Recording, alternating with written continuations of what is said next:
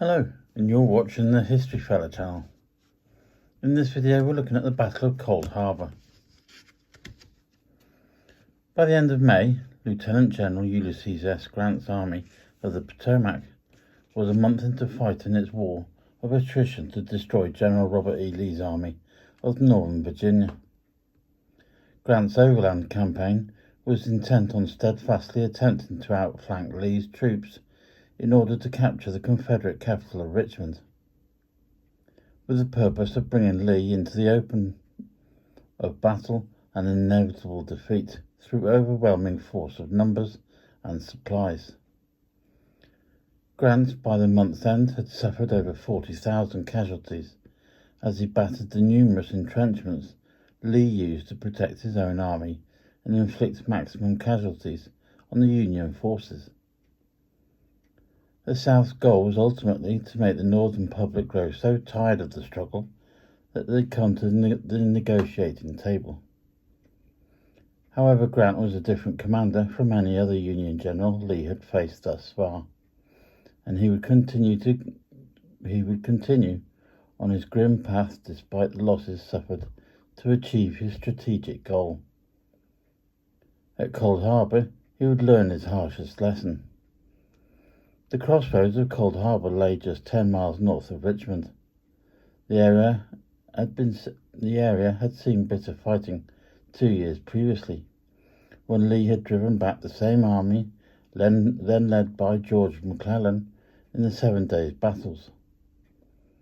As part of Grant's continuing efforts to exploit weaknesses in the Confederate right flank, Northern cavalry, led by Major General Philip Sheridan, now moved on from May the 31st to occupy and hold the crossroads, which would allow Grant to bring up reinforcements by riverboat, and the multiple routes would allow him to either move on Richmond or attack Lee. For his part, the Confederate commander was aware of the danger and surmised it must be retaken.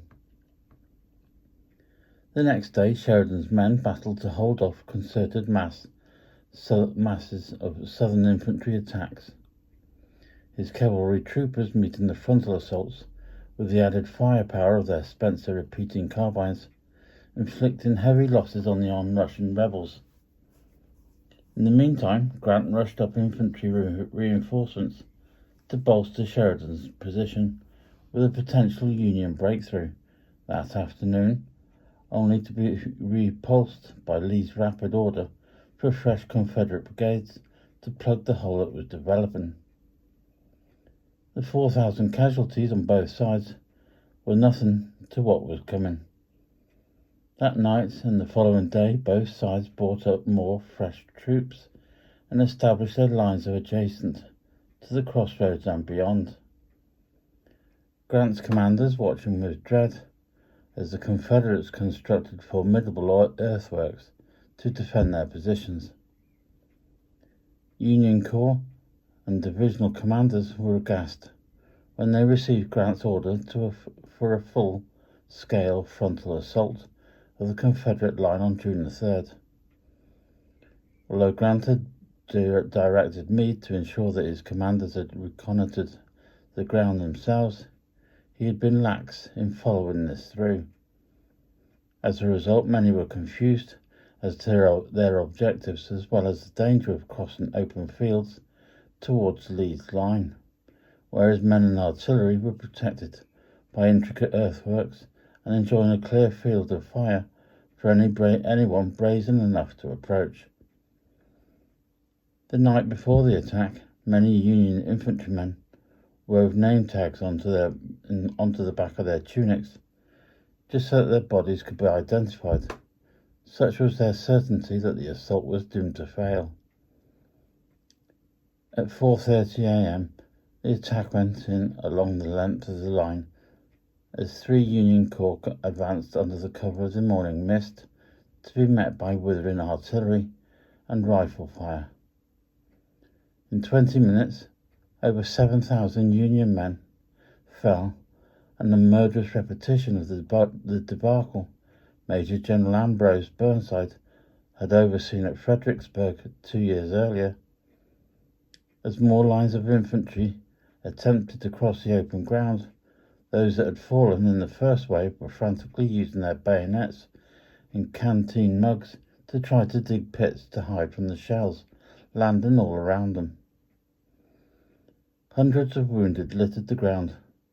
Meade was talked out of further assaults by his corps commanders, who had witnessed his butchery, and by midday Grant had called off the operation. Lee's army had gotten off mildly, with only 1,500 casualties, but it was still heavily outnumbered, and knew Grant would not break off the fight and retreat as his predecessors would have done.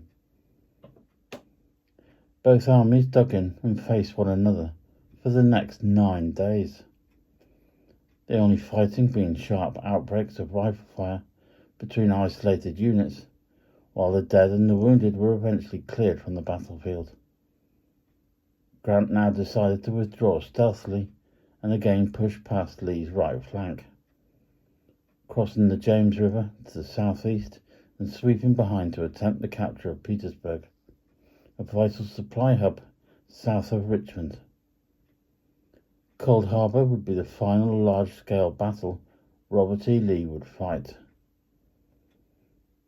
If you found the information in this video informative or helpful, please feel free to give it a thumbs up, and if you haven't already, please consider subscribing to the channel.